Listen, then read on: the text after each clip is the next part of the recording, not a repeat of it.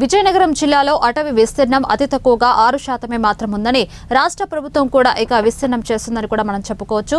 అలాగే ఇక్కడ విజయనగరం జిల్లాలో కూడా మనం చూసుకున్నట్లయితే ఇక నిర్దేశించిన లక్ష్యం ప్రకారం 50% పచ్చదనం తీసుకురావాలంటే జిల్లాలో ప్రతిరోజు మొక్కలు నాటే కార్యక్రమం నిరంతరాయంగా కొనసాగాల్సి ఉందని రాష్ట్ర చిన్న పరిశ్రమలు ఇక సెర్ప్ ఎన్ఆర్ఐ వ్యవహారాల శాఖ మంత్రి కొండపల్లి శ్రీనివాస్ అన్నారు.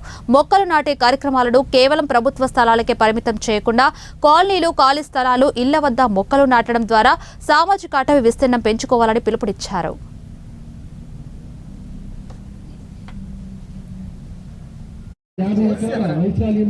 ఈ నగరవరం ప్రాంగణంలో విజయనగరం జిల్లా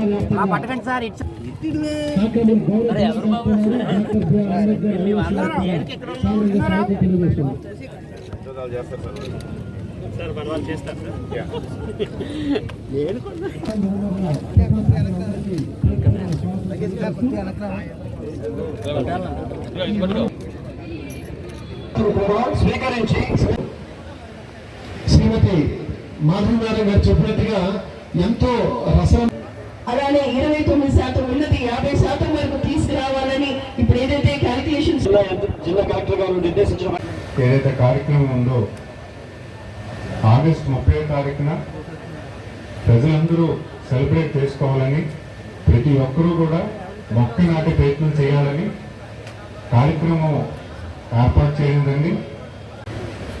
26 జిల్లాలు ఏర్పడడం జరిగింది. అందులో